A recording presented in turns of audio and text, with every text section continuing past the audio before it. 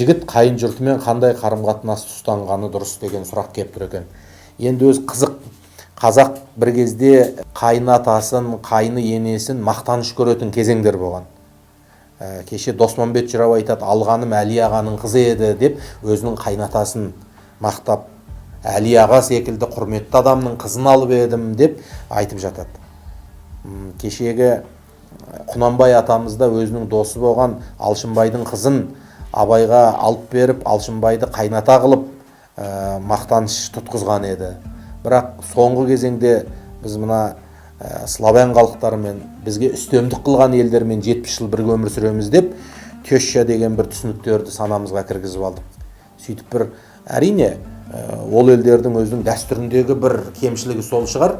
Көбінде ажырасып кетіп күйеу бала қайын жұртымен бірге тұрады да, ал қайын жұртымен ыңғай бірге тұрып сол үйде сол енесінің тамағын ішіп отырған үйдің ішінде, енесі Құдаймен қарым-қатынасы болмаса, әділдігі болмаса, әрине ол күйеу баласымен ырылдасады.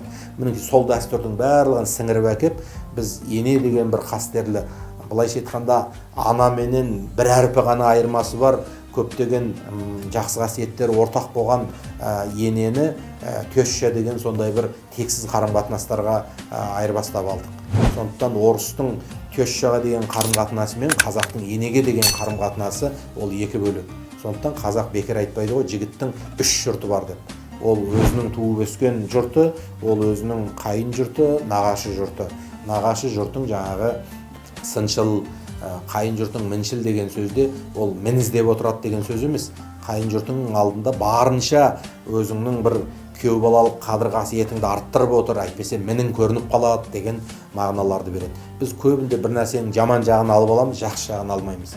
Сол міншіл деген сөз мініңді іздейді емес, мініңді көрсетпе деген жер ғой. Себебі күйеу бала қанша дегенмен сол үйдің қызыменен өсіп өніп отырғандықтан, әлгі пайғамбарымыздың егер сүннетін, өнегесін дұрыс түсінетін ел болса, не дейді? Пайғамбар күйеу баласын сыйлапты деп, ең тәтті болған малдың төсін қазақ кімге берген? Күйеу балаға берген. Ал сол енді пайғамбардың жолымен күйеу баласын сыйлап, соған төс беріп отырған қайын жұртқа жақсы қарым-қатынас жасамаса, солардың қадір қасиетін біліп, соларға дұға қылып, солардың қиналған кезде бір шетіне шығып дегендей болса, ол күйеу баланың әділдігі, жанашырлығы, мейірімі деп есептелінеді. Сондықтан адам қайын жұртымен қалай болу керек? Қайын жұртымен сыйласу керек. Неге? Себебі ол бала-шағаның нағашы жұрты. Бірақ бағанағы айтқандай, әр нәрсенің өзінің шекарасы бар, әр нәрсенің өзінің бір шектен шығып кетпейтін жолы бар, жөні бар. Қазақ айтады ғой әлгі, нағашының төрінде жатқандай шалқаңнан түсіп жатсың ғой деп. Өйткені нағашының үйінде жиен болып қанша еркелеп жатсаң да, сен қыздың баласы деп кемшілігін көрінбеуі мүмкін. Ал кейде қайын жұртыңда жаңағы дәл сөйтіп ұзақ күндер мен түндер шал жиіп жата алмауы мүмкін. Мына күйеу бала жұмыс істемей ма, бұның жатысы несі деп бір сынға ілініп кетуі мүмкін. Осы сияқты бір нәзік шекаралар бар.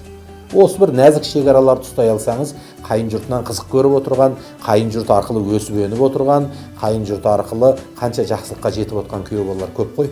Сондықтан әр нәрсенің шекарасы мен шегін сақтасаңыз, нағашы жұрттан да жақсылық көре аласыз, қайын жұртыңыздан да жақсылық көре аласыз. Бірақ ол деген сөз өз жұртың олардан алыс деген сөз емес.